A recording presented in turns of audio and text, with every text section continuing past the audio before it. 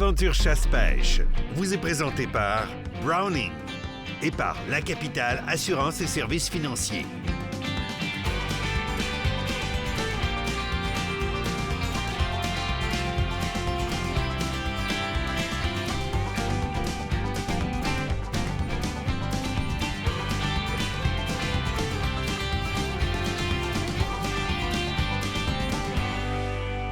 Hey, bienvenue à Aventure Chasse-Pêche. Cette semaine, on est sur le terrain avec la Fondation de la Faune dans le cadre du programme Pêche en herbe. En studio avec nous, on a HD Santé Auditive qui vient nous parler des répercussions des problèmes auditifs à la chasse parce qu'évidemment, ça peut causer beaucoup de problèmes dans le bois. Pensez juste à entendre votre gibier, là. On reçoit Pierre Blanchette qui est biologiste petite faune au ministère Forêt-Faune-Parc. Il vient nous parler du guide d'aménagement pour le tétra. On parle également avec un nouveau partenaire, les véhicules tout-terrain, Argo PG. On va se promener avec des Argo cette année dans la saison, donc qu'on va recevoir bientôt et on parle avec ces gens-là en studio. Et finalement, moi, je vous propose quelques solutions dans vos questions d'équipement au niveau de la pêche à la mouche. On tombe du côté actualité. Évidemment, le sujet qui présentement retient beaucoup l'attention, c'est le moratoire qui est demandé par la communauté du Lac-Barrière dans le secteur de la CEPAC Vérandrie, donc du parc de la réserve faunique de la Vérandrie. Alors, on le sait, il y a présentement 6 points de contrôle qui ont été mis en place par la communauté, donc les Premières Nations dans ce secteur-là, qui, eux, réclament simplement le fait que et on peut se poser la question, il y a toujours plusieurs avis, il y a toujours plusieurs intervenants dans une situation. Le ministère a procédé, comme il le fait toujours, aux inventaires hivernaux aériens d'orignaux et arrive avec un chiffre, un résultat. On dit il y a tant d'orignaux par kilomètre carré ou il y a tant d'orignaux au total. Eh bien, la communauté dans le secteur, les Premières Nations du secteur, disent non, c'est pas exactement ça. Et nous, on veut faire plus pour protéger le cheptel d'orignaux dans le secteur. On voudrait un moratoire de 2 ans sur la chasse à l'orignal dans la réserve faunique de la Vérandrie. Évidemment, c'est pas tout le monde qui est d'accord avec ça. Il y a plusieurs intervenants et on souhaite un peu partout asseoir tout le monde à une table de concertation. On est allé voir un peu le point de vue des différents intervenants dans ce dossier-là. La CEPAC, première des choses, bien évidemment, ils sont au cœur de tout ça. C'est une de leurs réserves fauniques, c'est la CEPAC Vérandrie. Tout ce qu'on demande, là, c'est on veut vraiment s'asseoir. On comprend la problématique, on veut s'asseoir, on veut parlementer, on veut mettre tous les intervenants ensemble, y compris le ministère et les Premières Nations du secteur, et voir qu'est-ce qu'on peut faire, parce qu'il y a différentes communautés algonquines dans ce secteur-là, donc le Conseil tribal algonquin qui veut s'impliquer, donc qui s'implique présentement dans un comité conjoint, mais qui s'impliquerait à cette table de concertation-là, de concert avec les Premières Nations qui font la réclamation du moratoire de 2 ans, la CEPAC et le MFFP. Le MFFP partage grosso modo les mêmes préoccupations, donc on sait qu'il faut se pencher quand même sur le cheptel d'orignaux dans ce secteur-là. Maintenant, il y a déjà des choses qui ont été mises en branle là, du côté du MFFP, j'y viens un petit peu plus loin, dans les solutions qui sont apportées dans la préservation de ce cheptel-là. Les prochaines étapes, ministère Forêt-Faune-Parc nous parle vraiment de renforcer la motivation à pousser le dialogue entre les différents intervenants. On a l'inventaire aérien 2020, évidemment, mais du côté du MFFP, on dit déjà avoir diminué la quantité de permis de 50 % sur le territoire. Donc, c'est quand même une bonne avancée qui a été faite. On parle avec les agents de protection de la faune, évidemment, ils sont présents sur le secteur.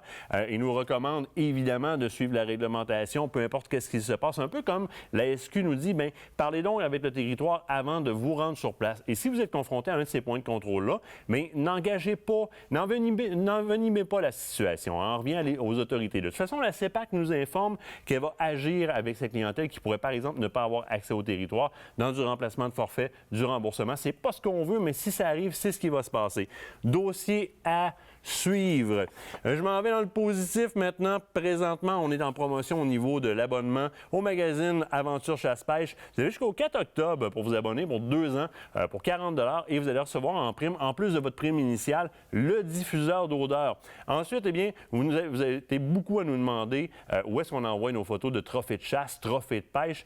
C'est commentaires à commercial QACP.com. Vos trophées de chasse, vos trophées de pêche ou des faits cocasses, des belles photos que vous voulez peut-être voir illustrées dans votre magazine Aventure Chasse-Pêche, mais c'est commentaires à commercial QACP.com.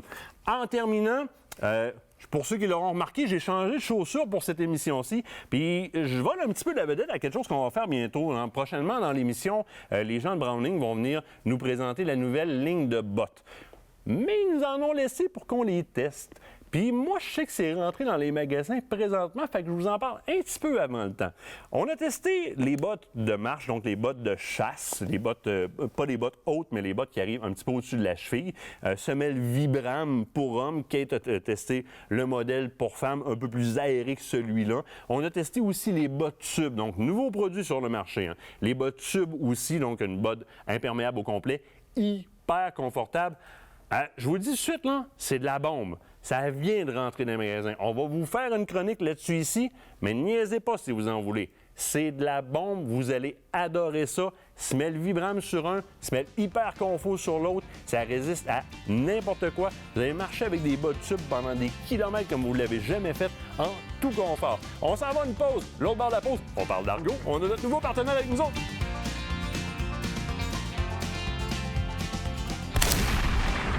Cette partie d'émission vous a été présentée par Browning.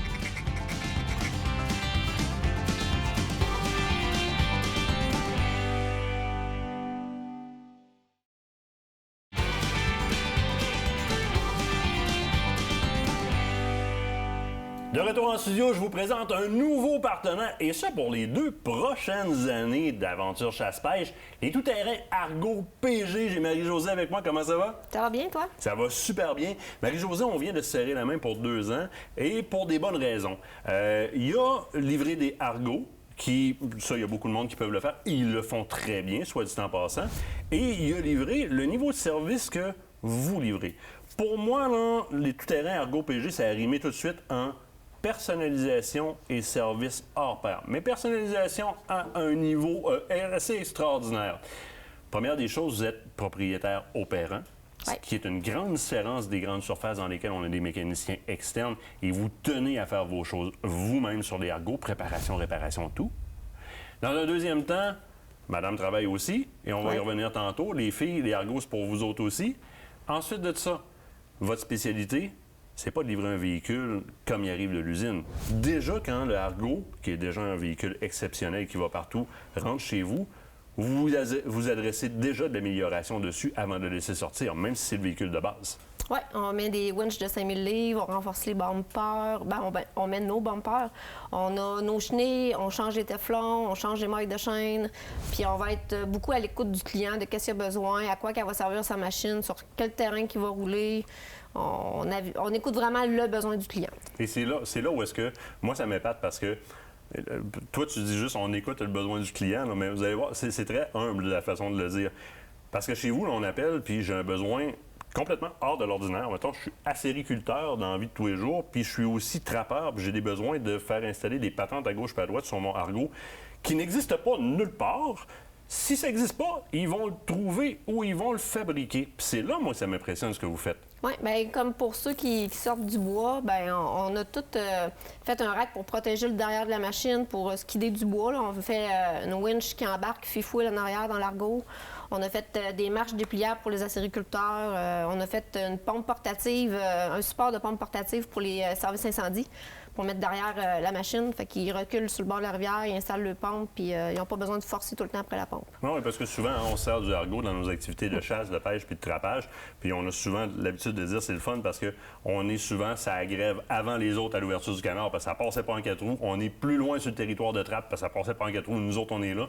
Les territoires sont inondés, il y a trop mouillé, ça passe pas. Qu'est-ce qu'on va faire en Argo? Tu passes. Ce 8x8 Argo-là, pour vous autres, c'est déjà exceptionnel comme véhicule. C'est votre base de travail. Vous partez de là. C'est votre toile sur laquelle vous peinturez. Puis là, vous le livrez dans plusieurs motorisations. Là. Oui, on a le Frontière, qui est un moteur moins fort. C'est le bas de gamme, mettons. Là. Après ça, on a le Aurora, qui est disponible en 33 et en 40 forces. Dernièrement, ils ont sorti le 40 forces. Là. 40 forces, on va s'entendre pour sortir du bois. Ou un orignal. Oui. Puis ils ont le modèle industriel aussi qui s'appelle le Conquest, qui ont sorti en 40 forces également.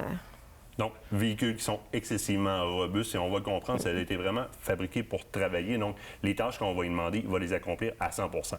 L'autre point de vue, on se disait tout à l'heure quelque chose de super intéressant, puis je l'ai retenu. C'est rare que tu pars avec ton Argo le lundi matin à 11h15 pour aller dans le bois à la chasse. C'est souvent la fin de semaine, puis s'il se passe de quoi avec ton Argo, tu prends le téléphone, tu appelles chez le concessionnaire, ça répond pas. En effet. Vous autres, là, le service, c'est tout le temps. Puis, on va même assister mécaniquement au téléphone si on est dans le bois et on est pris. Si le client donne quand même le bon diagnostic, là, on est capable de l'enligner sur les réparations qu'il va être capable de faire lui-même ou ski, pour au moins être capable de sortir sa machine de là. Bien, ça, c'est des points qui, moi, me parlent beaucoup parce que je suis la fin de semaine en train de chasser à gauche, pas à droite. J'ai besoin d'avoir un service. Vous différenciez dans l'accessoirisation, dans la personnalisation, mais dans ce niveau de service-là que vous donnez aussi. Ensuite de ça, bien, vous êtes dans la très belle région de Thetford Mines. Si vous n'êtes jamais parti de l'avant pour monter à Thetford, les éoliennes, c'était écœurant. Là. Présentement, à l'automne, les couleurs, ça n'a même pas de bon sens. Saint-Jacques-de-Lys, Kenner-Miles et tout ça, c'est super beau. Mais pour les gens qui n'ont pas accès facilement à sortir de chez eux, bien, vous donnez service par même vidéoconférence. Vous pouvez vous livrer partout au Québec. J'ai entendu parler d'un projet spécial que vous avez livré à Coudjouac dernièrement. Oui, on a livré un vendredi passé, justement. On est allé le porter à Valleyfield pour qu'il parte par bateau jusqu'à Coudjouac. On n'a jamais vu le monsieur. Il nous a donné la description de ce qu'il voulait. On l'a assemblé et on l'a livré. Donc, on peut y aller carrément service conseil par téléphone parce que c'est là où est-ce qu'on vous catégorise comme des consultants et non pas comme des détaillants. Parce qu'on va vraiment aller beaucoup plus loin que n'importe qui peut aller en créant des choses qui vont répondre à des irritants de la vie quotidienne pour nos activités ou pour notre cadre de travail avec ce véhicule-là. Là, ça devient très, très, très intéressant. Il ne faut pas voir la roue comme une dépense, il faut le voir comme un investissement parce que c'est une machine qui va nous servir dans plusieurs facettes de tous les jours. Là. Bien, et puis, dans notre cas, nous autres, ça va nous servir dans plusieurs facettes de nos chasses et de nos pêches parce qu'on s'est serré la main pour 2 ans. Aujourd'hui, c'était ta première fois en studio. On a fait notre premier briefing. C'est comme notre baptême ensemble, notre baptême de serrage de main, puis j'en suis très content. Dans les 2 prochaines années, on va littéralement traîner un Argo avec nous autres pour nos chasses, nos pêches. On va aller sur l'eau avec, on va sortir des animaux avec, on va vous montrer jusqu'où peut aller un Argo.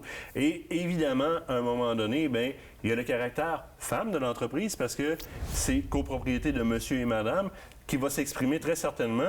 Je me suis déjà fait avertir par une certaine Kate Nadeau-Mercier qu'elle probablement volerait l'Argo pour partir avec toi à l'aventure. Je sais pas quoi, mais elle veut t'amener faire quelque chose. Parce que chez vous, c'est un côté aussi que tu adores et que tu attires. Et les femmes vont vers vous autres parce que tu as cette expertise-là. Et tu livres même de la personnalisation pour les femmes. Il y a quelque chose qui est sorti pas pire dernièrement. J'étais un petit peu gaga, là. Fille de chasse, là. Je m'étais fait un Argo avec un bumper rose. J'ai mon coffre à outils rose. Un jour, j'aurai ma porte de garage pour les femmes.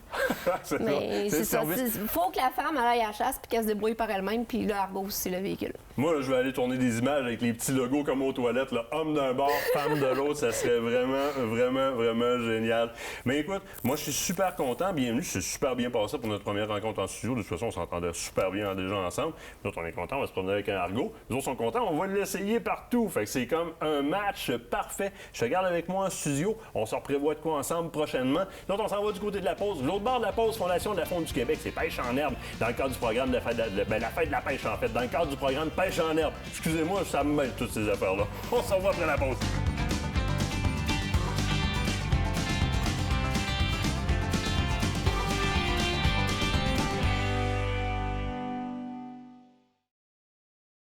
L'équipe d'Aventure Chasse-Pêche est nourrie par Bouffe et Compagnie, des repas préparés, frais et savoureux.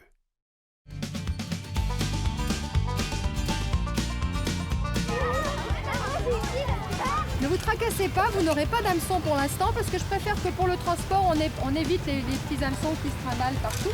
Alors, petite précision, vous allez vous promener avec une canne tout à l'heure. Ça veut dire qu'il faut toujours la tenir droite. Même si vous n'avez pas d'hameçon, faites quand même attention à ce que vous faites. Vous regardez si vous n'avez pas un ami à droite, à gauche ou derrière pour quand vous lancez. D'accord? Et puis évitez les arbres aussi, c'est juste un petit peu.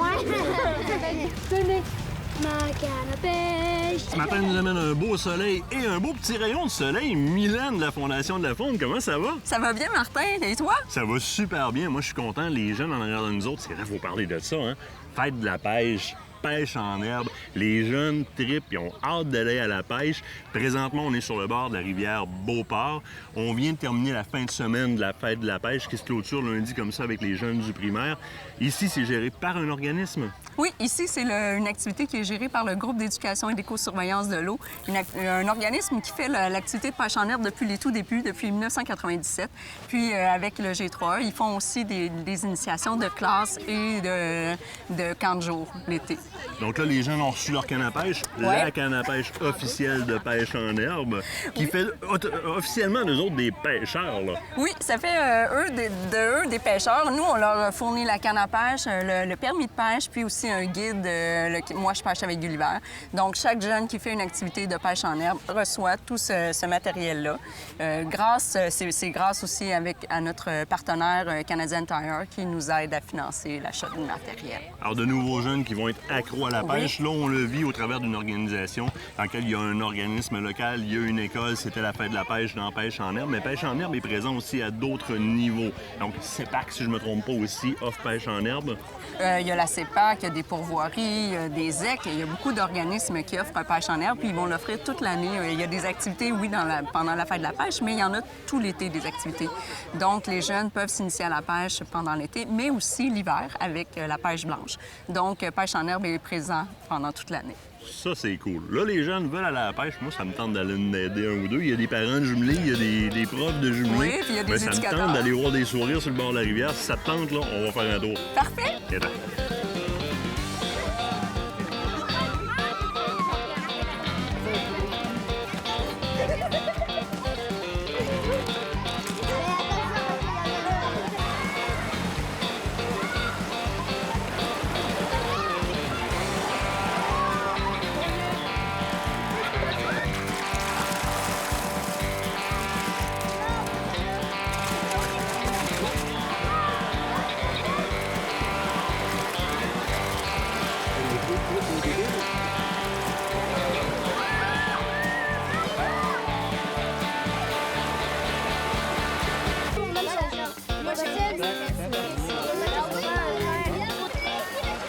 Quand je pogne mon swing, là, je pèse sur le bouton. Quand ma canne va être rendue au bout, là, c'est là que je vais lâcher le bouton. Regarde. OK? Là, j'ai lâché le bouton et envoyé. Puis quand je donne un coup, là, cloup, ça le rebarre. Parfait. Je vais te la ramener. Hop, il y avait un poisson. Il y avait un poisson qui courait après. C'est en plein, ça. C'est correct. Donne un petit coup de manivelle. C'est ça, comme ça. Laisse-la aller, laisse-la aller. C'est là comme ça, solide. Ah, t'en as pogné un? Ramène un petit peu ta ligne. Ramène un peu. Lance plus vers l'arbre là-bas, là. C'est ça. Exactement. T'es en plein à la bonne Mais place. si ça marche, je fais quoi? Je fais juste le Tu rouler. vas juste donner un petit coup pour ferrer. Comme pour y rentrer l'hameçon dans la bouche. Ça marche-tu? On pogne-tu du poisson? Ben regarde, ceux-là, là, j'ai fait des poignées, là, mais... Il s'est dépogné? Ah! Ça me L'as-tu? mord. Quand ça mord, là, laisse-la la manger. Parce que quand elle est en train de la manger, là, c'est là qu'elle va aller se prendre après l'hameçon. Il faut que tu lui laisses un petit peu. Sinon, on ne réussira pas à la piquer. C'est sûr et certain. Tu comprends ce que je veux dire?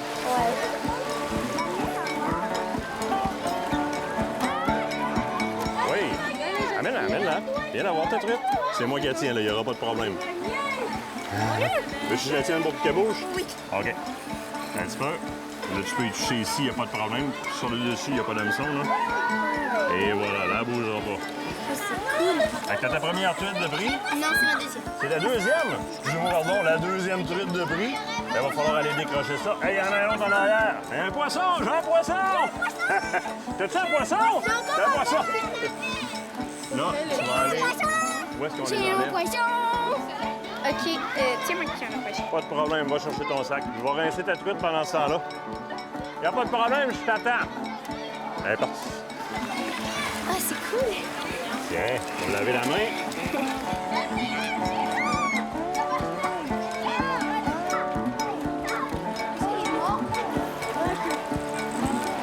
Alex, je l'ai.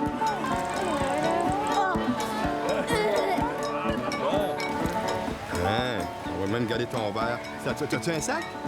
Ouais, il est là-bas. Va te chercher. On va garder ta canne à pêche. Ils sont contents. C'est parfait. Tiens. Merci. Bon, tu- Tiens ça, par en haut comme ça. Toi, t'as déjà pêché des moulinatures, hein?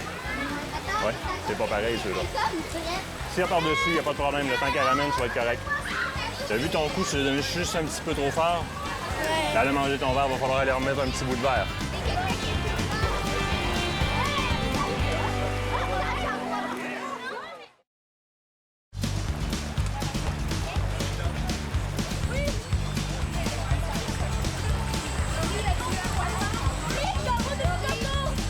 Mathilde, ça va bien, toi? Oui, toi? Ça va très bien. Les jeunes ont du fun sur le bord de la rivière depuis tout à l'heure. Oui. C'est le G3E, duquel tu fais partie, qui gère cet événement-là ici. Oui. Mais c'est pas la seule chose que vous faites. Vous avez quand même un mandat qui est large. Oui, effectivement. Donc, on a des programmes, en fait, un peu partout au Québec, au Canada. On a un réseau de coordonnateurs super vaste. On a un programme, entre autres, J'adopte un cours d'eau, qui est fait au Manitoba, au Nouveau-Brunswick, à l'île du Prince-Édouard aussi. Donc, pour nous, la collaboration, c'est super important. Donc, c'est vraiment comme à la grandeur du Canada, mais localement, ici, on peut voir le reflet par des activités comme ça. C'est vous qui étiez aussi à la fête de la pêche en fin de semaine. Oui, effectivement, le Festival de la pêche sur la rivière Beauport. Dans les prochains temps, il y a d'autres activités qui s'en viennent du côté du G3. Est-ce qu'on peut vous suivre un peu, savoir ce qui se passe? Y a un endroit sur le web qu'on peut aller vous voir un peu le big picture de tout ça? Notre page Facebook est super active, puis notre compte Instagram aussi. Donc, si vous voulez voir des belles photos, moi, je me promène régulièrement, puis je fais des photos des jeunes, des activités. Fait que je nourris ça, là, G3E, IWAG, E-W-A-G. Tout collé. Sur Facebook et sur Instagram. Oui, même on chose. rentre en contact, j'imagine que les gens peuvent s'impliquer aussi s'ils veulent être bénévoles dans les Effectivement, initiatives. tout à fait. Puis on en cherche tout le temps. On a toujours besoin de nouveaux bénévoles, entre autres pour le Festival de la pêche, mais à notre centre d'interprétation aussi. Donc, manifestez-vous, on a toujours besoin. Génial, les initiatives sont super, sont pures, sont honnêtes. Puis, hey, vous avez le soleil en plus. On est vraiment chanceux. Je donne un petit coup pour la ramener, pour lui redonner une petite tension. Là. Elle n'est pas encore dessus. Là. Tu l'as, ramène. Ramène. Ramène le fil par ici, on va la prendre pour voir qu'elle tombe à l'eau. OK, ça comme ça. Et voilà. Oh, yes. Hey, on l'a eu.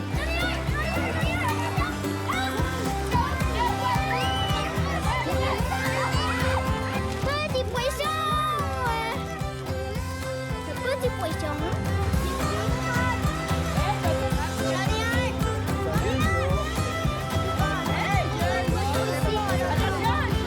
Oui, je pense que tu l'as, là. Je pense que tu l'as, hein? Hop! Et attends un petit peu, on va démêler le bout de ta canne, là.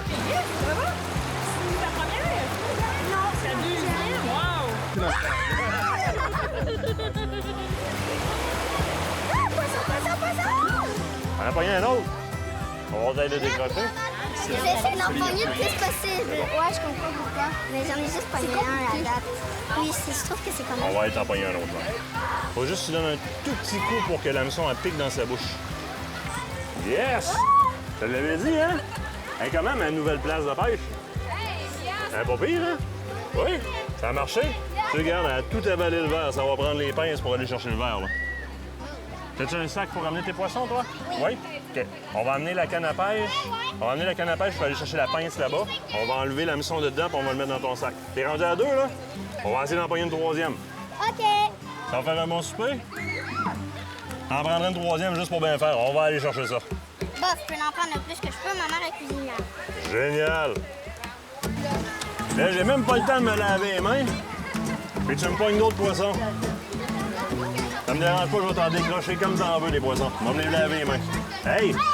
Tape là-dedans? Yes!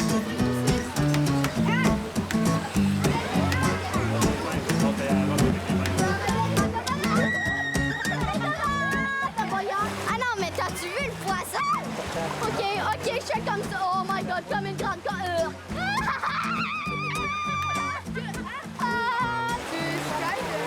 Ça a des dents, ça!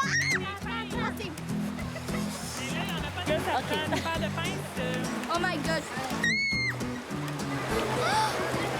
Ça lui est rentré dans la bouche, là?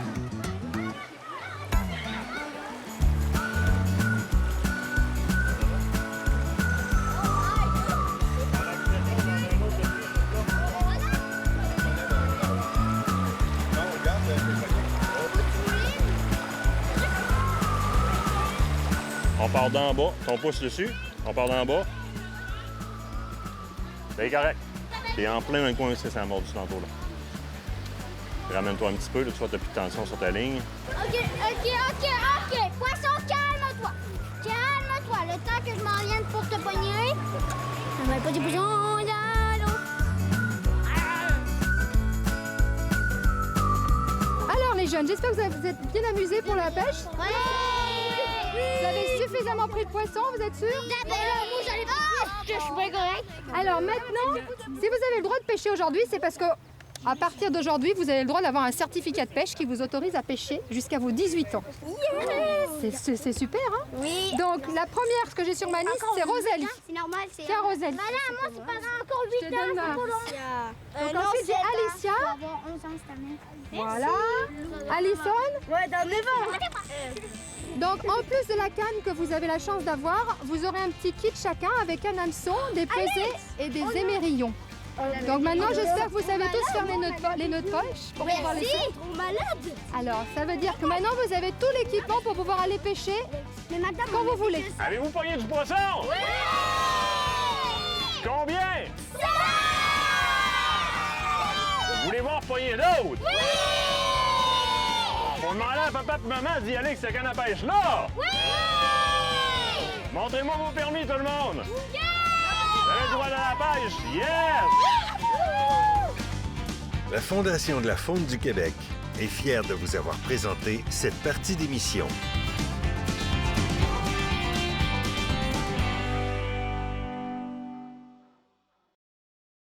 Cette partie d'émission vous est présentée par le groupe Thomas Marine, le plus grand inventaire d'embarcations Princecraft au Québec.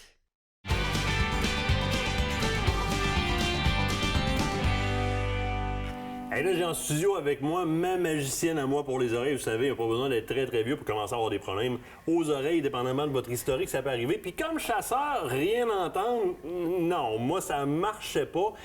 HD Santé Auditive est rentré dans ma vie. Kim est rentré dans ma vie. On a trouvé une solution à une problématique qui est réelle. À la chasse, pas entendre ces problématiques-là.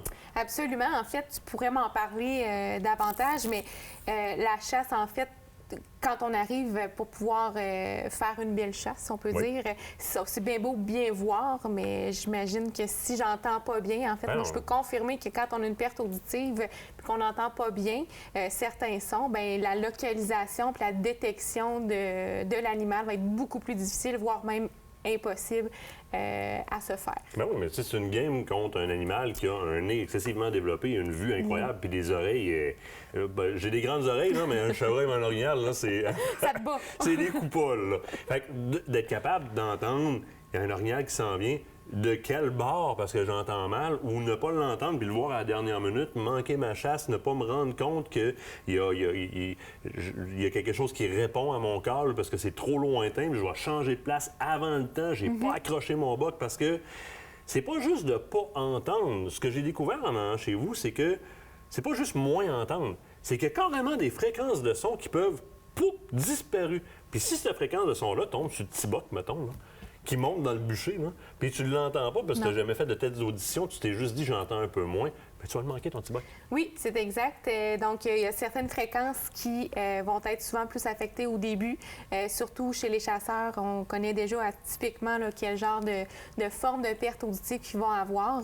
Puis, ces fréquences-là, en fait, sont vraiment très importantes pour justement les petits sons faibles, donc les sons plus clairs, en plus en aigu, si je peux dire, les hautes fréquences.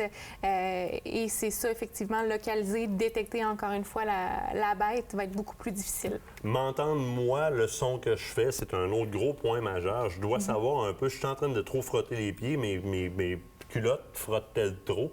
Si je corrige pas le son que je fais parce que je m'entends mal, j'enverrai pas de gibier, tout simplement. Ça va nuire, effectivement. Ça va nuire, c'est certain. Point de vue sécurité, il y a plein d'utilisateurs de la forêt. D'être capable d'entendre quelqu'un qui arriverait, un observateur d'oiseaux, un randonneur, quoi que ce soit, on a des armes à feu, c'est important d'entendre toutes ces choses-là. Oui, absolument, parce que la forêt est tellement vaste. Il n'y a pas juste, comme tu dis, les gibiers et vous, là. Il y a d'autres utilisateurs de la forêt. Puis, dans le fond, ce qu'on veut utiliser, en fait, c'est des appareils auditifs pour venir corriger, pour venir aider la perte auditive. Donc, l'endroit où est-ce qu'on a une atteinte à différents niveaux. Oui, puis il ne faut pas avoir peur. Hein? Moi, je me souviens de mon grand-père, là, on arrivait dans le salon, là, « Grand-papa! » Là, il se rendait compte qu'on était là, il twistait le piton là-dedans, ça faisait « Oui, oui, oui! » Et on avait tout, c'était incroyable. Ça allait évoluer. Oui, c'est quasiment du code morse parler avec grand-papa. Aujourd'hui, j'en porte. Oui. Là, moi, je vois pas l'écran là-bas, mais vous me direz si vous le pognez bien, là, si vous réussissez à voir la prothèse auditive, j'en porte présentement parce que dans la consultation que j'ai faite, on m'a prescrit des prothèses auditives, on m'a accompagné. Et regardez bien la grosseur de tout ça. Aujourd'hui, ça ressemble tout simplement à ça ici. Alors, ça, c'est la prothèse en tant que telle. Donc, ça rentre dans mon oreille. Et ce petit bidule-là vient derrière l'oreille et c'est magique. Puis en plus, vous êtes capable d'adapter la programmation qu'il y a dans mon appareil à ma problématique à moi. Moi, je suis revenu, même après que tu me les aies programmés, faire comme, ouais, moi, j'écoute tout le temps de la musique, puis là, il me semble que je l'entends plus super bien, ma musique. Pas de trouble, on va faire un mode musique. Ben, voyons donc, toi. Exactement. Donc, c'est vraiment personnalisable. Donc, c'est rendu tout numérique, ce qui fait en sorte qu'on est capable de toujours bien ajuster la prothèse là, selon la perte auditive, encore une fois. Puis, il y a du Bluetooth, comme tu as dit, par rapport aussi à la connectivité téléphone cellulaire ou directement avec la prothèse, donc les ajustements. Puis, à ce moment-là, bien, ça vient, encore une fois, on vient s'ajuster toujours à la perte auditive de chaque patient. Donc oui, c'est personnalisé là, pour ça. On ne peut pas s'interpréter les prothèses auditives. Non. C'est vraiment fait pour une personne, un utilisateur à la fois. Hey, un autre gros avantage, moi, je peux me permettre, il y a un petit piton juste sur le dessus, là. Et il y a aussi une application sur le téléphone cellulaire. Quand tu pèses là-dessus, là, ça grimpe le son. Tu comprends-tu? Si tu entends quelque chose dans le bois, tu peux craquer le son. Et on entend plus ce qui se passe. En même temps, c'est un peu un outil supplémentaire. J'entends mieux, mais je peux vraiment potentialiser mon son et aller le chercher plus loin que lorsque j'avais l'oreille qui fonctionnait bien. Je vais entendre encore plus, je vais encore plus pouvoir détecter. Mais là, ce qui est important à dire, c'est que chez vous, le service fait foi de tout. On arrive, vous posez une question, là, on s'en va en consultation. De là, votre équipe, parce que vous êtes toute qu'une gang. En passant, c'est quasiment tous des chasseurs. Moi, je vous ai connus parce que j'ai rencontré Jonathan dans un salon de chasse-pêche. Je connais un peu ta réalité. On va te régler ça. Puis vous avez beaucoup de chasseurs comme clients aussi. Absolument. Mon frère chasse, mon père chasse, mon conjoint chasse aussi. Mais ma clientèle de patients, écoute, je ne veux pas dire n'importe quoi, mais peut-être une 50 de mes patients sont utilisateurs, chasseurs, pêcheurs aussi. Donc, on connaît la réalité. Oui, absolument. Je travaille beaucoup avec eux. Je me présente chez vous. Il y a un test d'audition qui se fait. Il y a une rencontre. Vous êtes une équipe de spécialistes. Vous référez les spécialistes à l'externe, mais vous prenez surtout le patient par la main dès le début. Là. Absolument, tout à fait. Donc, nous, on est une équipe multidisciplinaire. Donc, il y a audioprothésistes, audiologistes, donc les examens d'audition. Aussi, on collabore avec les médecins spécialistes ORL qui, eux, sont justement le spécialiste de l'oreille. Donc, entre autres, quand on prend en charge, il y a les gens qui vont vouloir s'acheter les appareils auditifs eux-mêmes, mais il y a aussi les gens qui ont travaillé dans des milieux bruyants, comme des usines sur le chantier de construction, les policiers, les éducatrices, exactement, les enseignants en éducation physique, entre autres la CSST, effectivement. Puis, à ce moment-là, bien, il y a des démarches, mais nous, on s'assure de bien accompagner nos patients. On prend en charge le dossier au complet pour s'assurer que tout se fasse dans l'ordre le plus facile possible. Bien, c'est un peu ce qui a fait de votre réputation aussi, cet accompagnement-là au niveau de la CSST, parce que ça peut être compliqué, et l'accompagnement dans le suivi global. Puis moi, mais j'en ai bénéficié et je t'en remercie énormément. Justement, il faut que je retourne te voir bientôt, faire un entretien de tout ça, pour voir comment ça va avec tous les oreilles. On se revoit donc très bientôt. Nous, on se quitte le temps d'une pause. L'autre part de la pause, on parle du guide d'aménagement pour le tétra. Restez là.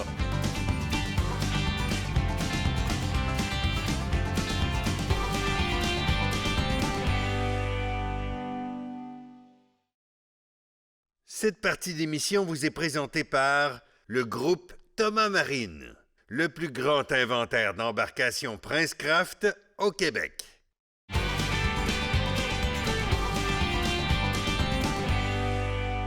Vous le savez, on est souvent sur le terrain avec la Fondation de la Faune à parler des différentes interventions au niveau faunique, au niveau de la flore. On vous parle des programmes qui existent. Mais derrière ces programmes-là, il y a toute une collection d'outils qui existent à la Fondation. On parle d'un de ces outils-là aujourd'hui avec M. Pierre Blanchette, qui est biologiste au ministère des Forêts, de la Faune et des Parcs, qui est le guide d'aménagement du tétra du Canada. Première des choses, comment allez-vous? Première fois en studio avec nous? Bien oui, ça va très bien. Merci de l'invitation. Bien, ça fait plaisir. On voit souvent François, votre collègue, qui est dans la Grande Faune. Alors, pour vous situer, vous êtes responsable, justement, de la petite faune. Alors, vous êtes biologiste au ministère. Exactement. Surtout responsable des projets de recherche sur la petite faune. Donc, ça, c'est carrément dans votre bague, là. Ça, c'est dans notre bague. Ce guide-là a été établi à partir des études qu'on a faites sur le tétra dans les dernières années. OK. Au moment où est-ce qu'on sort un guide d'aménagement pour le tétra comme ça, on vise qui comme clientèle? C'est-à-dire, c'est dirigé vers qui pour l'utilisation terrain? C'est principalement dirigé vers les aménagistes des territoires fauniques structurés, donc les pourvoiries, les ZEC, puis les réserves fauniques. OK. Parce qu'il existe aussi un guide qui est plus à propos pour un propriétaire terrien. Exactement. C'est un guide qui est adapté pour la forêt publique. OK. Mais le propriétaire terrien pourrait quand même là-dedans trouver une base de connaissances qui est très intéressante. Parce que je regardais ce que vous avez mis là-dedans. Là. Tu sais, quand on fait un projet de recherche, c'est toujours le fun de sortir avec des données au bout de la ligne. Mais là, si on y va en termes des matières, là, il y en a du stock là-dedans. Là. On parle, on se promène souvent, nous autres, comme chasseurs, là. C'est une place à tétra, ça. C'est une place à gélinot, ça. Puis là, on guesse tout le temps, là. Vous voulez savoir c'est quoi une place à tétra? Là-dedans, c'est écrit, puis pas à peu près. Là, on parle des habitats, mais spécifiquement, qu'est-ce que ça prend comme capacité de soutien d'un milieu pour soutenir une population de tétra? En fait, le tétra a besoin surtout des forêts résineuses. C'est une espèce qu'on retrouve dans les forêts résineuses. Donc, ça y prend quand même une mosaïque d'habitats, de types de forêts, de différentes classes d'âge. Donc, ça prend des forêts matures, ça prend des forêts jeunes et ça prend aussi des forêts qui sont en transition. Donc, le but du guide, c'est de guider les aménagistes pour créer ce genre de mosaïque-là. Donc, soit créer ou encore repérer, parce que souvent, on veut trouver, j'imagine, en recherche, on veut d'abord trouver l'habitat pour trouver l'animal, pour l'étudier. Exact. Pour faire le guide, pour établir les normes d'aménagement, on a capturé des tétras, on a mis des émetteurs, on a suivi dans la forêt durant toute l'année, parce que les types d'habitats changent selon les saisons. Donc, une femelle n'utilisera pas les mêmes types d'habitats pour se reproduire, pour nicher, que pour élever sa couvée ou durant l'hiver. Ça m'impressionne beaucoup parce que, puis souvent, à tort, on met beaucoup d'importance sur la grande faune, les colliers émetteurs, etc. Puis on ne peut pas s'imaginer que nos dossiers petites faunes sont aussi bien étudiés que ça. Moi, ça me surprend beaucoup. Là. Vous avez mis des émetteurs sur des tétras. C'est-à-dire qu'on y va avec la même proportion au niveau de l'importance que la grande faune. On veut connaître les patronages de déplacement, on veut sortir avec des vraies données et on se donne les mêmes moyens. C'est de dire, pour certains qui, des fois, se plaignent de l'importance qui s'apporte à la grande et à la petite chasse, au ministère, on apporte la même importance des deux côtés pour faire ces recherches-là. Exact. Donc, là, on parle de l'aire pas de l'aire de répartition, mais du territoire original, adéquat, idéal, pas de la gélinote, mais du tétra.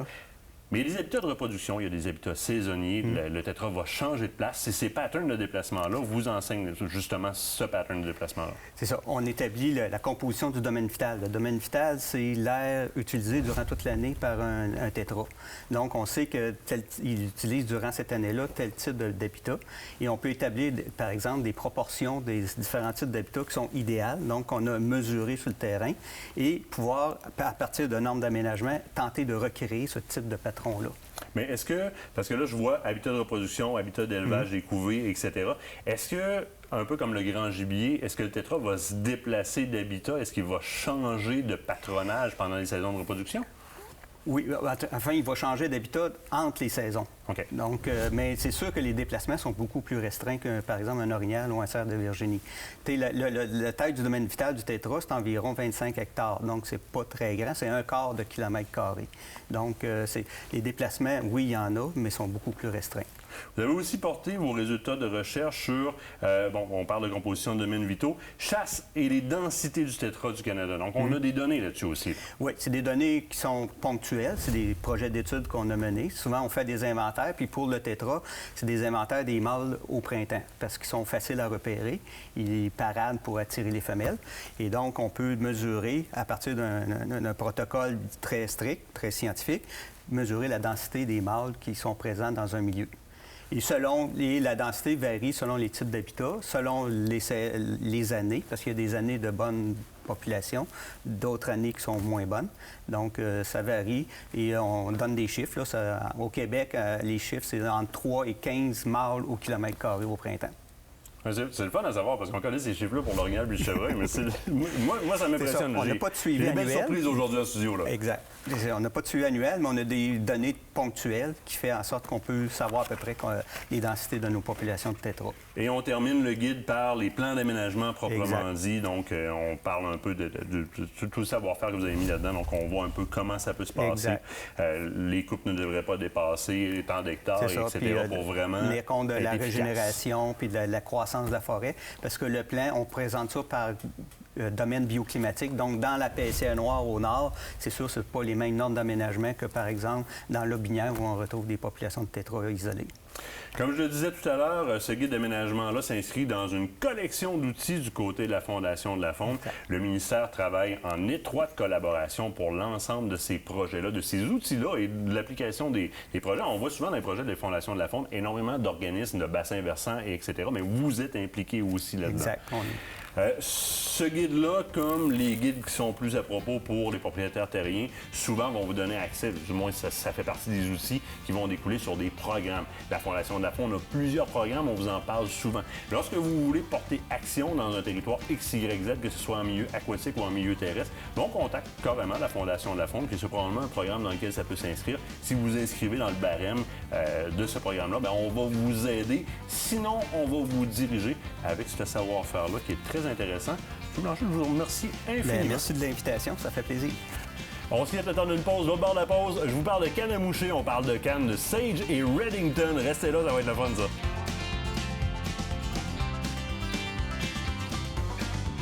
La Fondation de la Faune du Québec est fière de vous avoir présenté cette partie d'émission.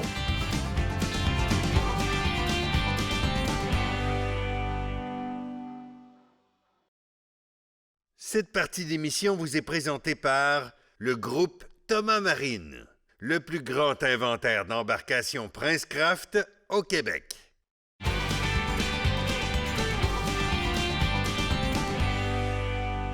Pêche à la mouche, la question qui rentre le plus fréquemment. Martin, qu'est-ce que j'achète? Je veux commencer à la mouche, vraiment. Je veux avoir quelque chose qui se respecte, mais je veux pas dépenser une fortune. Puis quand je me rends en magasin, j'ai deux grands choix, puis ils sont aux extrêmes. On me présente des kits tout faits qui sont prêts à pêcher dans le coin de 150 $, mais de qualité douteuse. Ou à l'inverse, je dois composer une canne, un moulinet, backing line, et etc., ma soie. Puis là, je me ramasse à 500, 600, 800, voire 1000 $, puis je débute. Première des choses, on n'est plus comme il y a 10 ans où est-ce que effectivement les seuls kits tout faits qui existaient étaient des kits vraiment débutants à pas cher pour avoir une grande accessibilité puis des ventes de masse. Maintenant, on a des compagnies très respectables comme Redington et Sage. Et aujourd'hui, c'est là-dessus que je veux qu'on se concentre. La patte de Redington et la Foundation de Sage. Ce sont des kits qui sont tout faits. Et quand on dit tout fait, là, regardez bien. C'est là, ici, là, j'ai pêché avec... qui va très bien d'ailleurs. La canne arrive, première des choses, c'est des 4 pièces. Hein? On est rendu aux 4 pièces. Avant, on avait des 2 pièces, on avait des 3 pièces. On est rendu dans les 4 pièces, donc ça se transporte très bien. Au niveau du moulinet, bien, le moulinet est déjà couplé avec. Donc, je n'ai pas à me casser la tête. Hein? C'est une soie 5. Donc, le moulinet est un moulinet aussi numéro 5. Donc, pour une soie 5, la soie qui est dedans est la bonne. Je n'ai pas à courir après. Le backing line, donc le premier tour de fil, les premiers tours de fil et la soie sont déjà bobinés. Et le bas de ligne aussi est déjà fait. Alors, tout ce qui me reste à faire en réalité, là, c'est de prendre le bas de ligne, de le passer dans les œilletons jusqu'au bout, d'attacher une mouche au bout de tout ça, puis je suis en train de pêcher. C'est aussi simple que ça. Évidemment, on n'est pas dans des kits de plus on est dans des kits de plus grande qualité que ce qu'on avait dans le passé. On n'est pas dans des kits à 149 $. On est dans des kits qui vont aller jouer plus dans le 300, 400, 500, mais où est-ce que vous allez avoir un équipement complet, déjà calibré, qui va ensemble et qui fonctionne bien. Le Foundation du côté de Sage, qui est un peu plus haut de gamme, si on le veut, que la patte du côté de Redington, ça vous donne deux bons choix quand même. On calibre des deux côtés. Dans les deux cas, ce sont des soins numéro 5 que j'ai apportés. Les deux sont des 4 pièces.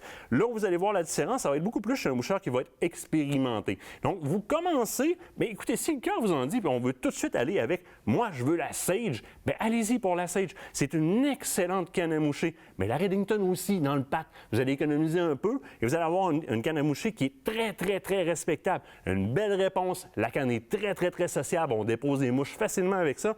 Et c'est déjà, comme je vous le dis, tout calibré. Je n'ai pas à me casser la tête. Ça vient dans un étui comme ça, ce qui facilite les choses aussi. Où est-ce que je rentre vraiment l'ensemble de ma canne en 4 bouts? C'est des pochettes séparées, donc il n'y a rien qui se brise. J'enlève la mouche, on est reparti, on met ça là-dedans et c'est protégé. Donc ça, c'est du côté de Redington et de Sage. Petit mot aussi sur ces deux compagnies-là. Du côté de Redington, on est en affaires depuis peut-être un peu moins longtemps. Je pense que c'est 1992. Mais quand on fait affaire avec des compagnies comme celle-là, à la place des grandes marques à grand déploiement populaire, on se retrouve avec un service qui est très différent aussi. Donc, je paye pour avoir un accompagnement au niveau de la garantie sur mon produit et de toute autre chose connexe souvent.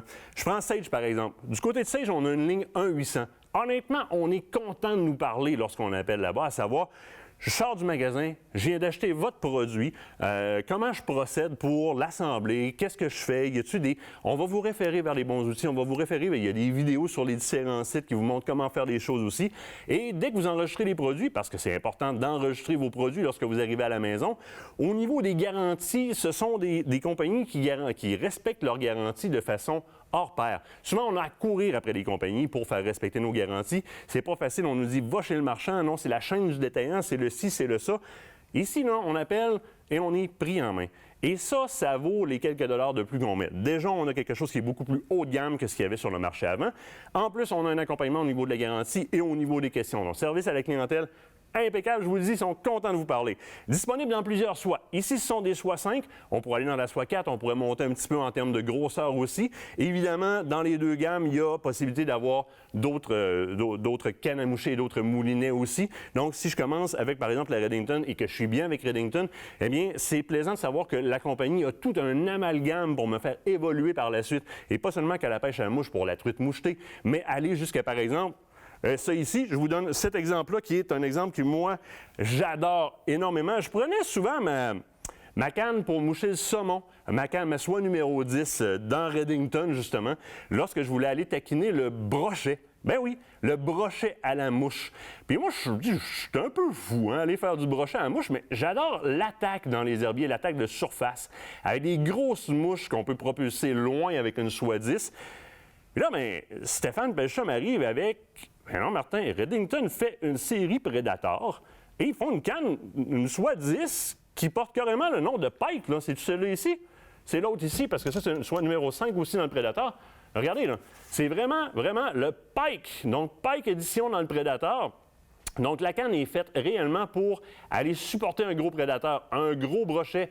On est dans la soie 10, je peux me permettre d'aller vraiment chercher des grosses mouches, des gros poppers. On va pouvoir donner l'action de popping avec facilement en strippant, donc en s'ajustant au niveau du stripping. La canne peut le prendre. Et au moment où est-ce qu'on a une attaque, là, on a une sensation qui est incroyable. C'est complètement différent avec évidemment les cannes à lancer léger. On a beaucoup plus de sensations, mais la canne est capable de le prendre sans aucun problème. Donc, très impressionnant. Hein? Et j'ai déjà vu des petites cannes à moucher au niveau de la truite, par exemple, des soies numéro 3, 4 ou 5, être mis à l'épreuve avec des plus gros spécimens. Là. Vous n'avez pas idée de ce que c'est capable de prendre une canne à moucher. Là. C'est capable, pas à peu près.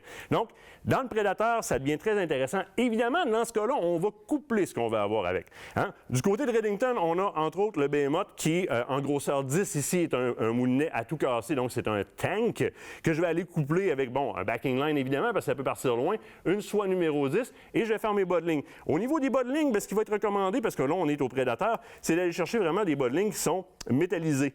Il y a des bas de ligne qui sont métallisés, comme celui-là ici, dans lesquels c'est quand même relativement facile de faire le nœud dedans. Donc, mon nœud est fait directement dans le fil métallisé, là, sans aucun problème, le nœud de liaison. Donc, de cette façon-là, quand mon prédateur va aller mordre, j'ai vraiment comme un bas de ligne qui est en métal, donc il ne partira pas avec. Soit un petit peu plus petite au niveau du prédateur, si on descend dans le numéro 5, toujours dans la série Predator.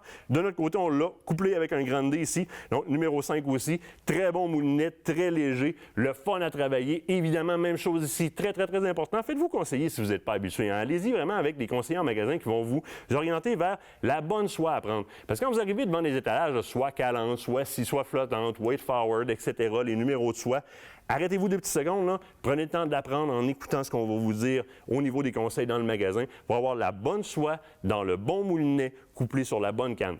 On n'en est pas rendu là, on veut revenir à l'arrière et commencer l'apprentissage.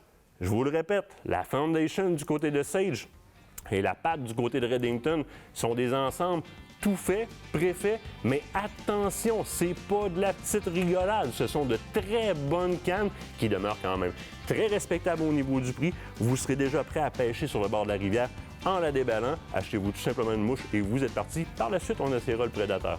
La semaine prochaine, on transforme ça en formule CSI alors qu'on se rend dans le laboratoire d'expertise biolégale du ministère des Forêts, de la Faune et des Parcs.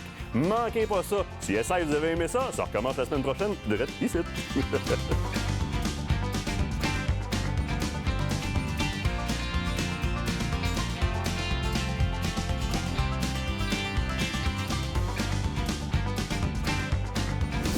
Aventure Chasse-Pêche vous a été présenté par Browning, Épargne, La Capitale, assurance et services financiers.